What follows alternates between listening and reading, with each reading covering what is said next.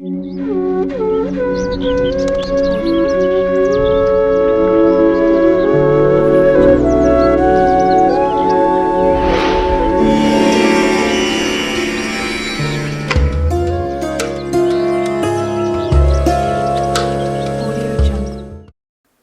ఏకాదశికి ప్రత్యేక ప్రాముఖ్యత ఉంటుంది. ఈ పవిత్రమైన రోజున శ్రీ మహావిష్ణువును, లక్ష్మీదేవిని పూజించే సంప్రదాయం ఉంది.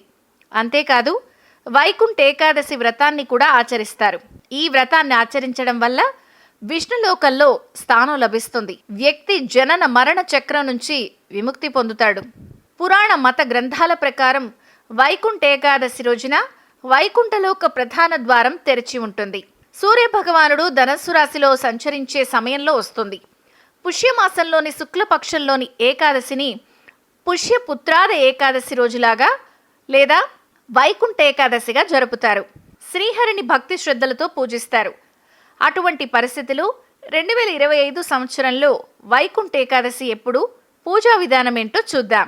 పుష్యమాసంలో క్యాలెండర్ ప్రకారం శుక్లపక్ష ఏకాదశి తిథి జనవరి 9 మధ్యాహ్నం 12:22కు ప్రారంభమవుతుంది.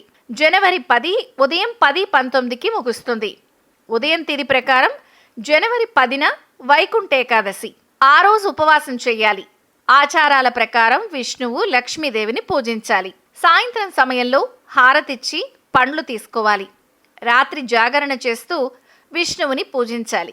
మర్నాడు యథావిధిగా ద్వాదశి రోజున పూజ చేసి ఉపవాసాన్ని విరమించాలి. బ్రాహ్మణులకు దానం చెయ్యాలి. ఇక బ్రహ్మ ముహూర్తంలో నిద్రలేచి విష్ణుమూర్తిని ధ్యానిస్తూ రోజును ప్రారంభించండి. ఇంటిని శుభ్రం చేసి గంగాజలం చల్లాలి. సాధారణ నీటిలో గంగాజలం కలుపుకుని స్నానం చేయాలి. పసుపు రంగు దుస్తులు ధరించాలి. ఒక రాగి పాత్ర తీసుకుని నీటిలో పసుపు, కుంకుమ, అక్షతలు వేసి సూర్య భగవానుడికి నీటిని అర్ఘ్యంగా సమర్పించాలి. పంచోపచారాలు చేసిన తర్వాత విష్ణువును పూజించాలి. పూజ సమయంలో విష్ణువుకు పండ్లు, పువ్వులు మొదలైనవి సమర్పించాలి. పూజ ముగింపులో హారతిచ్చి ఇంట్లో సుఖ సంతోషాలు, శ్రేయస్సు కోసం ప్రార్థించాలి.